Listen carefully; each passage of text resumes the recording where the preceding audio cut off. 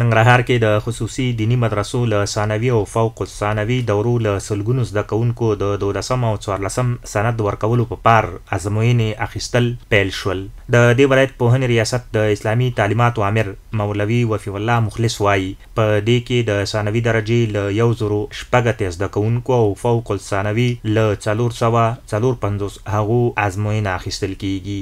په دې کې موږ سره د ثانوي او فوق الثانوي طالبان د هغه مدارس او خصوصي مدارس طالبان چې برحال طالبان دي موږ سره په دې کې موږ سره مجموعاً 1540 تنه په دې دغه کې ازموینه کې اشتراک کړی دی او راغلي منظم ناستې او امتحان به ورکوي. د شفافیت پر رابطه باندې خو انشاءالله هیڅ مسله نشته دی. د صحنو د کنټرول لپاره په هرو 40 تنو باندې موږ ته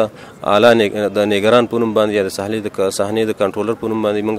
یو مولوي صاحب نیولی دی.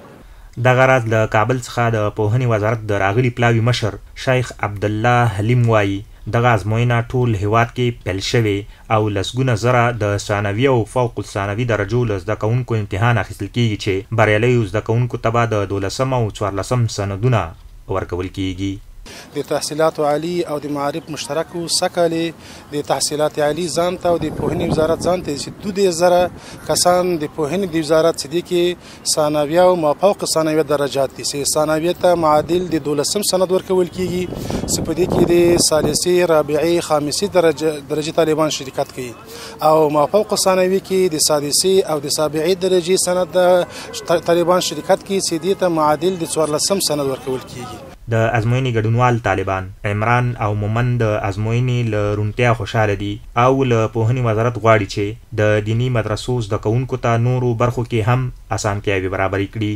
مونږ چې په حال په شپږمه درجه کې ثبت نام کړی مونږ ته چې په دغه باندې 14 هغه سند راکړي. مونږ چې د امارت اسلامي څخه هغه ډیر خوشاله یو چې مونږ ته چې دغه زمينه برابر کړي او ډیر هغه نه چې مونږ خوشاله یو چې دغه کار مونږ ته برابر کړی. الحمدلله نن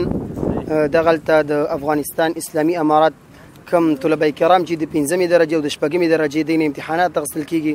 او خو په شفاف ډول سره الحمدلله کم طالب العلم یا کم طلبه چې راغلي دي هغه درغلي نشي کولی